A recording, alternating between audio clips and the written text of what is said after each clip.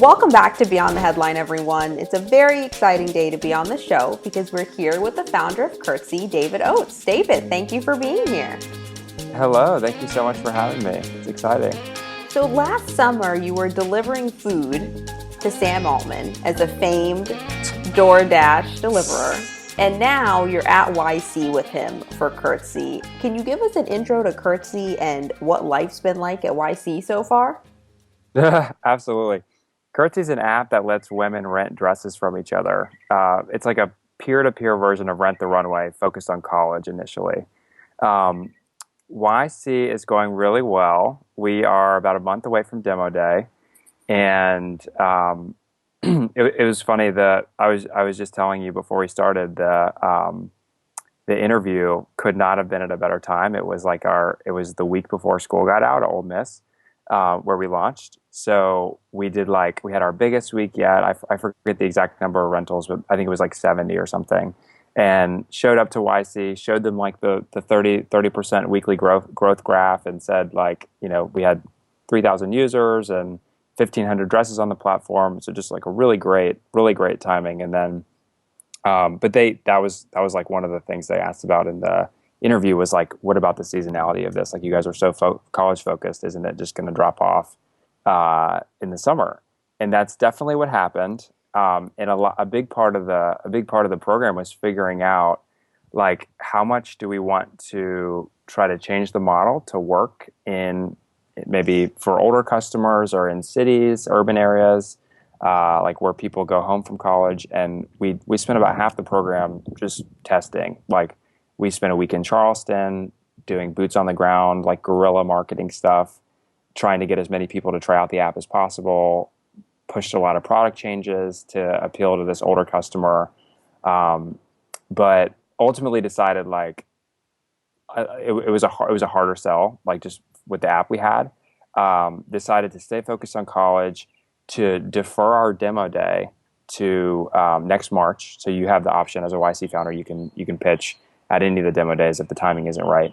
And then basically just spent the second half of the summer loading the cannon for the fall. Hired ambassador, call it like campus ambassador. We call them campus directors at 20 different schools in the South. Redesign the product and fix a lot of issues that we had last semester, and started filling a wait list of people for launch in the fall. There's so many areas that I want to dive into what you were just sharing, but before we do, I'd love to hear your story about how you got started and what attracted you personally to Curtsy, because it's a great one. Yeah, well, I am just a very fashionable guy. No, everybody. Not only not only do I not have that much cred in the fashion world, but my other co-founders are two dudes. We had another co-founder, Sarah, who was with us like a year, like for the past year, but she actually just left to go to med school. So everybody always asks, they're like, what are a bunch of dudes doing starting a fashion company? And there's a lot of examples of really awesome fashion companies started by dudes. But for me, I was interested in the problem. Like, I was originally came on to do a redesign of the app, like back in November, and didn't know lickety split about fashion. A lot of people say, like, you have to have the passion. The passion has to be like, or the purpose has to be like a pre-existing thing, and it's like a necessary requirement. But I think that being interested makes it interesting, and the type of person that is just so curious. Like, I'll if I get into something and I want to learn more, I'll go read a bunch of books. I'll go read through all the news articles and all the blog posts. And like, now I'm extremely interested in fashion e-commerce and all the founders in the space. Sophia Amoruso of Nasty Gal is like a huge inspiration. So yeah, that's kind of why I'm in it. And can you tell us a little bit about what those initial tests were like when you were at Ole Miss, how women were responding to the product and borrowing dresses and eventually renting dresses from each other? Yeah, it was weird. I mean, it definitely played out different than we originally thought. But people would people would basically just go on the app like the week of a formal or some kind of event. It was mostly formals because we were started at Tri Delta sorority. Sarah was a Tri Delta, and they would just like go on the app, uh, browse, scroll through the feed, heart the dresses that they liked, um, and like with one of the crazy numbers, like the users that were active went on the app like 6 times a week. I mean, it's a very like addicting thing to see like what's new, like what is in the closets of everybody around me. We didn't realize that was going to be so. So like we didn't realize that that the users were going to be that engaged. We thought it was going to be like, okay, I have this need, this event. I'm going to go on here and I'm going to scroll through and find the dress, and then I'm going to be on.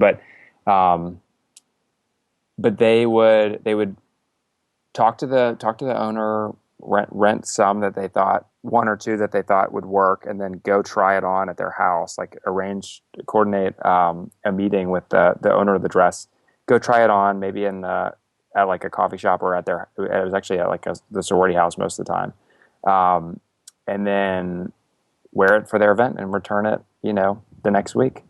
And it makes so much sense because one of the stats you guys have is women are getting 20 dresses a year on average. That is extremely expensive. Yeah, no, it's crazy. I mean, that's definitely not something as, I mean, I own like one suit and wear sandals and shorts most days. So I definitely, that definitely surprised me when I first started getting into this, was like just how wasteful fashion is. And like young people they're not wearing the same dress more than once if it's a nice dress. Um, Especially if it's on if there's photos of them in it on the internet. What type of feedback were you guys getting during the first trials that you were doing with the women? What did they love? What did they want more of? Mm-hmm. Women really liked the photos. Like the photos, we kind of, photos have been like this constant learning for us, but we originally didn't have any restrictions on the photos. You could just upload as many photos of the dress or as little as you wanted, like a minimum of one. But people would just put the photos that they had in their camera roll, like, an Instagram or like like just some that they had on their phone. Photos of them at a party or photos of them like trying on the dress in a mirror. Or some people would just like take photos of the dress on the back of a door, just on the hanger. And people like a surprising number of people would constantly say, "I love the natural looking photos. Like I prefer that to the photos of a model in a studio. Like what do you find shopping online?" Um, so that was interesting that this thing that we like that this thing became a strength. This kind of like inherent, not flaw, but just kind of weakness compared to like other more established like online shopping brands, ended up being something that people liked. It was interesting to hear. People just loved, people, but overall, I think people really loved it. I mean, we built it because there was groups like this, like Facebook groups popping up everywhere at schools all over the South that were trying to facilitate this on their own and just be the board that would connect these people. But there was no payment, there was no guarantee, there was no like messaging system. So we were just kind of responding to a need that was already there. One thing about the photos too, I totally agree on the natural, especially in those situations, because oftentimes it's probably a friend or someone you know, and it's much easier to imagine yourself in that photo versus in a photo where a model's photoshopped in a studio. Yep, totally. No, I think that's exactly what it is. And the photos that do best are like the very lifestyle ones. Like it's not, maybe it's a candid, or like you look like you're doing something fun, or like you're in a cool place against like a white wall or something. It's so The interesting. ones that aren't trying. I was just telling a brand it would be so great to see people actually wearing it Mm-hmm. instead of like a photo shoot in a tropical place where Yep. I probably won't be wearing the dress. Yep. And I mean, I think this is something we're about to, like, this is a huge thing in fashion right now. It's just people, that one is like the rise of the amateur. So you see people on Instagram and Snapchat, like, who've amassed a good number of followers, brands will reach out to them, or they'll kind of pick up on these like services that will send them free product in exchange for featuring it or like photographing it. And it's these what end up being like basically native ads that don't look like ads, that connect via like the link in the bio to like an order page. An example is like a lot of jewelry companies will send Instagrammers, bloggers, Snapchatters like free product in exchange for like the a post and a mention on Instagram and like a link to the purchase page. And then maybe some of them will get an affiliate bonus. But we talk to bloggers all the time that can make something of a living and like hundreds of dollars a day doing this kind of like affiliate referral stuff. Do you guys see that ever playing into Curtsy? Mm-hmm. Yeah.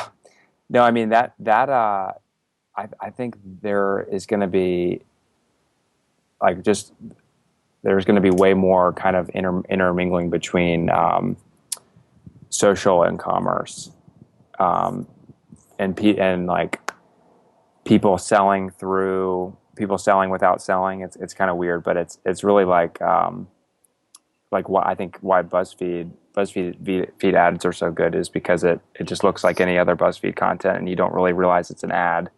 And then on top of that, like especially with like these bloggers, it's like an aspirational thing. Like you follow people who speak to you creatively, and it's just like Pinterest. Like you'll screenshot the ones like posts that you want to remember, like a dress that you think is cute or whatever. And Instagram, like maybe without trying, or maybe they do try, but they just make it very hard to purchase things through the platform, like through a post. Like you can't put links in the caption. Snapchat, impossible. Like you can't link anything in Snapchat. Some companies have tried to do this like hacky thing where you screenshot it and like put the code in this website, but nobody's really nailed this yet. And then there's a ton of companies that are trying to do like selling things through blog posts.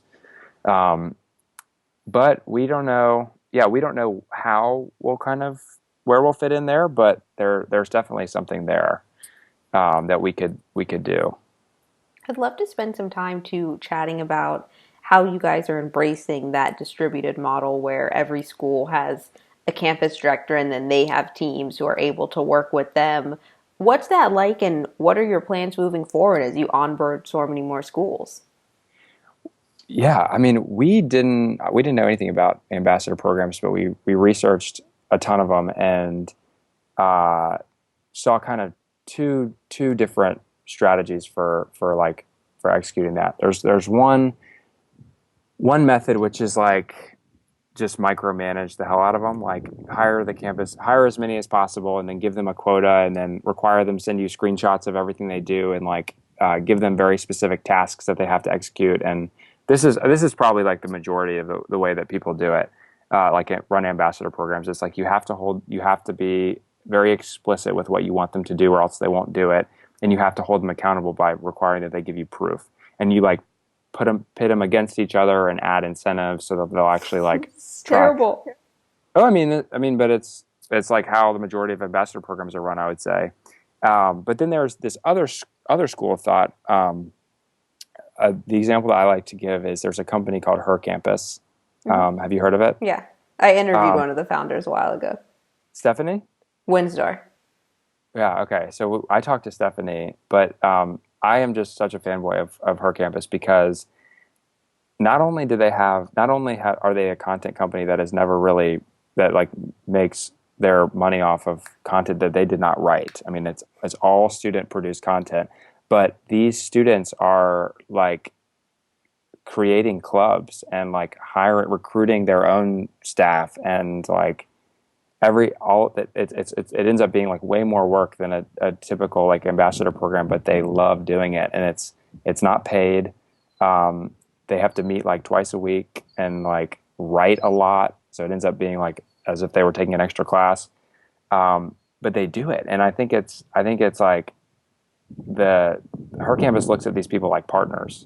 They want to give them the resources to be successful, but at the end of the day, this person is going to be the leader. They're going to be putting their own spin on it. And so that's what we really try to do too. Like we're trying to find like natural leaders who like with adequate like training and resources and just anything they, you know, us being mentors could just do like these really amazing things on a campus. And that's So great because it can really empower a ton of students to start developing entrepreneurial skills and leadership skills and management skills. yeah, totally, totally. I think it just ends up being such a better experience working for her campus than it does working for like another ambassador program that is just, you know, doing the to-do list every week. And I think this gives them an opportunity to explore so many different ways to make money, or maybe they're going to position the photos differently or have like a try on hour where Yep. people can come in. There was one of your users who said she's made so much on just one dress. It was far Hmm. more than she ever paid for it.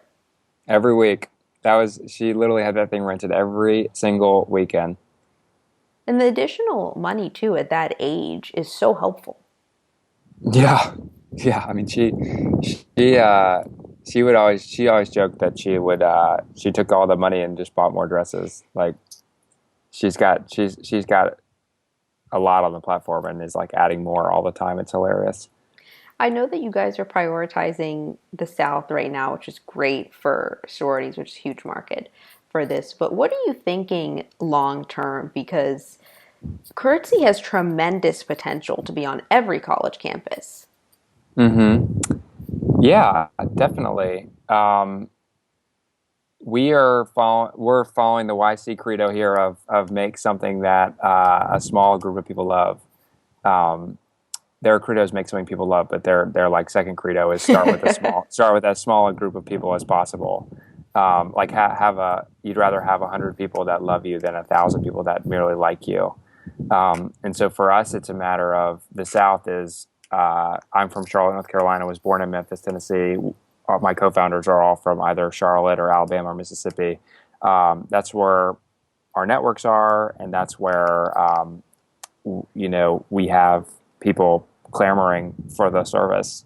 But with this wait list that we did, it's we see we have like 160 different schools represented on the wait list now from all over the country, Wow. and I think we're not going like that. Kind of allows us to just go where the numbers are in that sense, like wherever people are able. And we say this when people sign up for the wait list. We say, you know, your school, we're launching at your school soon. If you want to come, you wanted to get us to come sooner, you need to invite your friends and get that number up. And we'll literally show where you rank in the schools. So then I think it's going to be less us guessing where it'll do well and just going to the next like most logical place based on the wait list. I'm thrilled that you brought up that feature that you guys have because you focus a lot on the design and the experience of users on the platform. And I wanted to know, David, having done design for a while now, you designed HubSpot's CRM. What do you feel in a design moves people to action? What do I feel in a design moves people to action? How do you Uh, design a product that's going to make me actually do what you want me to do? well, you know, I think it's like the premise of the question is wrong, right? Like you wanna really understand. Like I think any design has to start with like research and really understanding like who this person is, what job they're trying to do, or you know like what they're trying to maybe like a fear that they have or a desire or a want of theirs or a problem that they have. You just have to really understand that first, and then when you start from there and then do the design, like think through after you've done that hard work, it's just a matter of like getting out of their way and like giving them the simplest thing that enables them to do. Um, I always say that like onboarding is a crutch, right? Like if you can't give the app to this person and they look at it and say, like it's immediately clear like how it will help them and how it solves their problem. Um, like there's probably work to be done on the understanding front and on the design front. But I like but that. So yeah, it's really more about letting yeah, them take the action.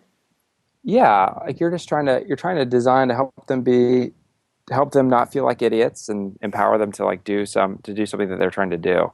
And you know, I say that onboarding is a crutch thing. Onboarding, that's like if they understand like the end goal of your product gets them. So if they've been through a landing page and they really know what they're about to get their hands on, if they see what you've put in front of them and they don't see the path to accomplishing that, then you haven't done your work, and you haven't simplified enough, or you're adding too many steps, the copy isn't succinct or something like that. But I never ask myself, like, how do I just get these people to do what I want? Because it's not about what I want, it's about what they want. I love that. I just learned a design tip today. Yeah, yeah. Speaking of design, what was your experience like at HubSpot a few years ago? Why did you leave school Why did I leave school? for Um, HubSpot in particular? for husband, I it's a funny story. I That's how interned it all there. starts. It was a funny story.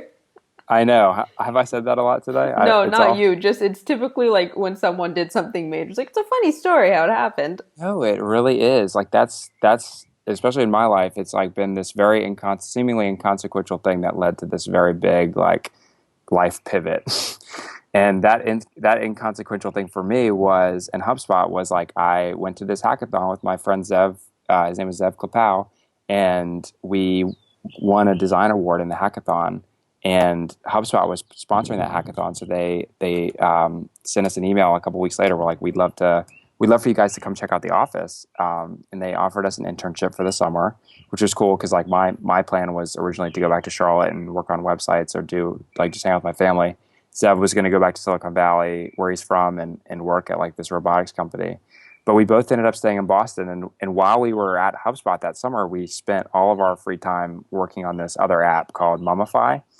It let you create truly permanent links. So, like, if you have an article written about you that you want to preserve forever, you could mummify it, and we'd give you a link that, if the original ever went down, we'd redirect it, invisibly redirect to a cache of it. So, really cool concept, like trying to solve the problem of link rot.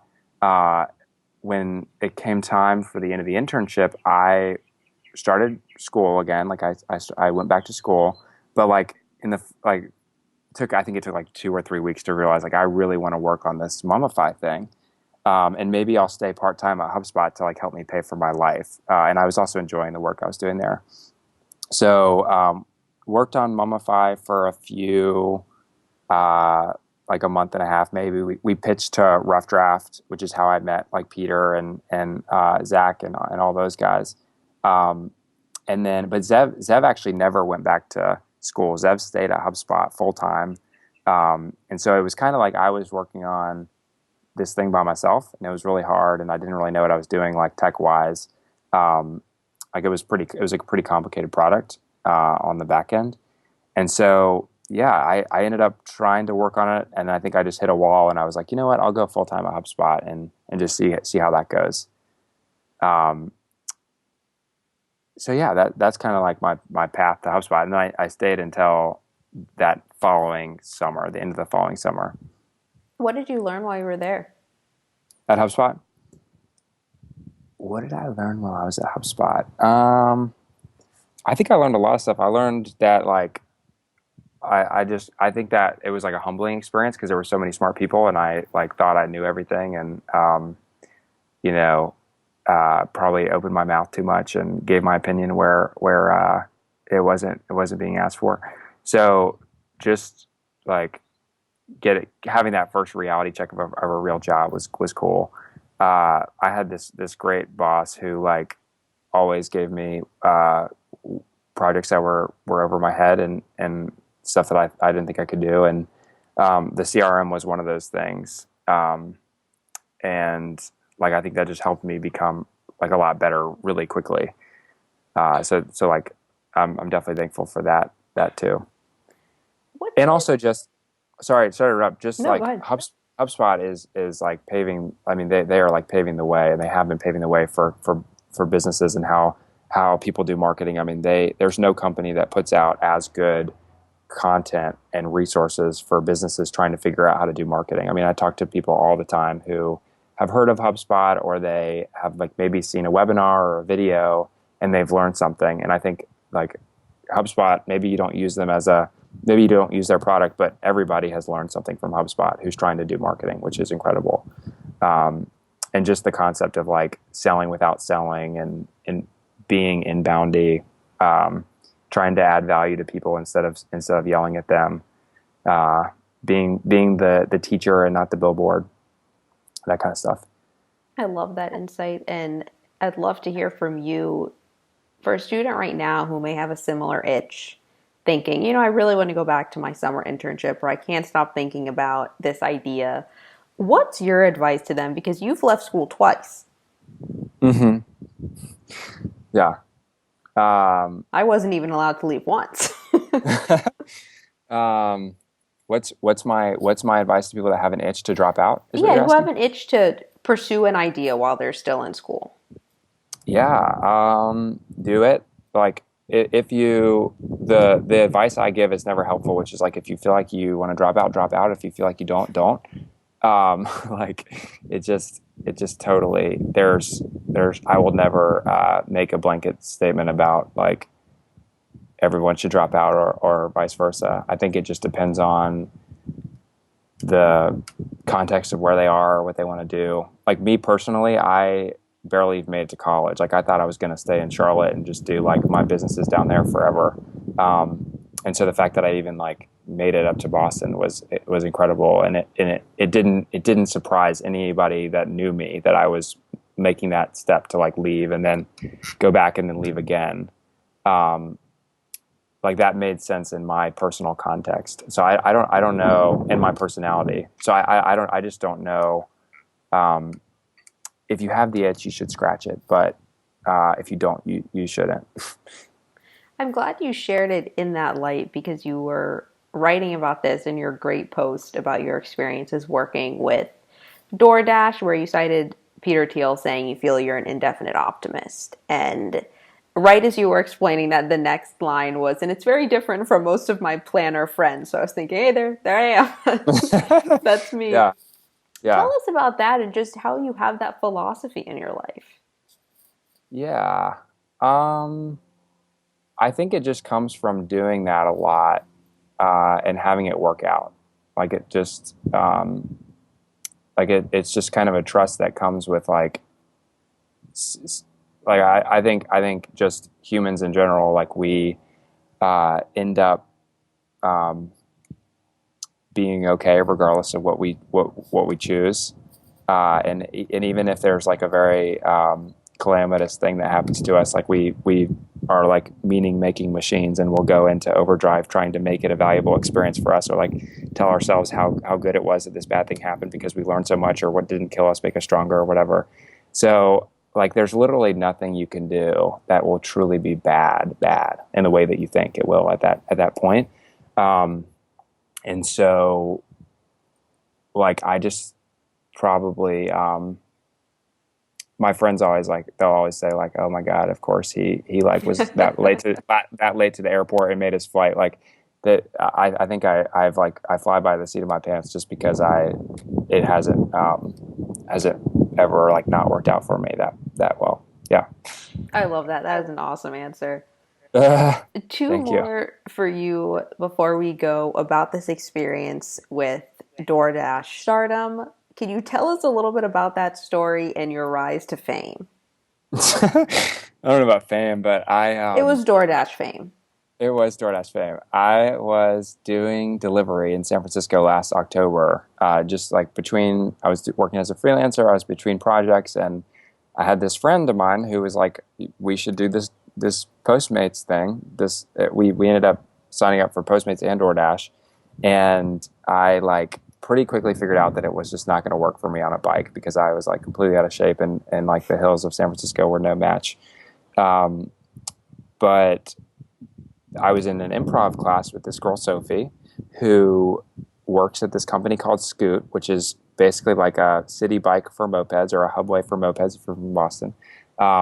Like not peer to peer, but it's like moped sharing or zip car kind of model. And you can rent those things and ride them around the city for $4 an hour. And I could rent one of those things and do the delivery way faster than I could if I was in a car or like biking.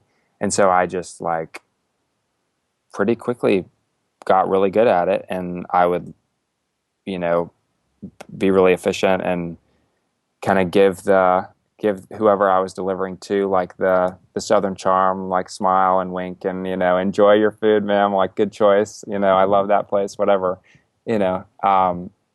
And after I did it for 3 weeks, got a call from some dude that worked at DoorDash, like, hey man, I don't know what you've been doing, but you are like the number one dasher on our platform out of the like tens of thousands. How did you do it? It's such a wild story. And the last question for you is about that. I thought it was really interesting that you were sharing that, you would think that a lot of the interesting conversations would happen when you were delivering the food. But for you, a lot of the interesting conversations had when you were waiting to pick up the food at the different restaurants. What's one of the most interesting experiences that you had waiting to pick up food? Waiting to pick up food? Well, they're waiting to pick up food. Like, I think the coolest thing about that was just watching like the different restaurants and like how people, like how they just their different approaches to like getting people through the door and dealing with the onslaught of like food delivery company people and orders. Was there a lot? Oh yeah, like some restaurants literally have like shelves full of like bags that are just waiting for different people from companies to come pick them up. And there are some that are notoriously slow too that I like, I think wrote about in the first version, but like got cut out of the Vox article because I was just like, kind of shitting on them. But a conversation that I wrote about in the article was talking to this guy behind the counter of a Greek restaurant. I do like shawarma and wraps and stuff. And I was saying like, he'd owned the place for like 15 years. And I was saying, I was just asking him about his experience with DoorDash, and he framed it in this really interesting way. He said, when people come into the store, like when it's busy in the store, there's not a lot of DoorDash orders. And when there's a lot of DoorDash orders, people don't come into the store. So it's like, and I had never thought about it in terms of like there's just nights when more people for some reason or another come in or they don't. And like, that's why I'm running around on this, and I that's why I have busy nights and sometimes, and then some other nights I don't. And so like, I would always just remember that when it was slow, or I was just like kind of cursing at the system for not giving me more orders or whatever. Like, somewhere there is a restaurant that is very busy tonight because I'm not busy. That's such a great philosophy. And for anyone who hasn't read that post, I urge you to read it. I definitely am going to link to it on the interview page because it was such a wild experience. And the Red Bull one was great too. So I'll leave that one for them. I'm still not sure how you managed to oh my God, survive that in one piece. I'm so grateful, David, that we got to have you on the show. Yeah, this was fun. Thank you. For everyone who's listening in, how can they stay up to date with you and also stay up to date with all of the great work you guys are doing at Curtsy? Oh gosh, well, my Twitter game is definitely not as strong now that I'm like NYC and working on a startup. But we have you can follow me on Twitter at DEOATES. If you're in college, you can sign up for the wait list. You or your girlfriends can sign up for the wait list for Curtsy at curtsyapp.com. Follow along our Instagram, Curtsy_fashion, our Facebook. But yeah, that's about it. Fantastic. Thank you so much.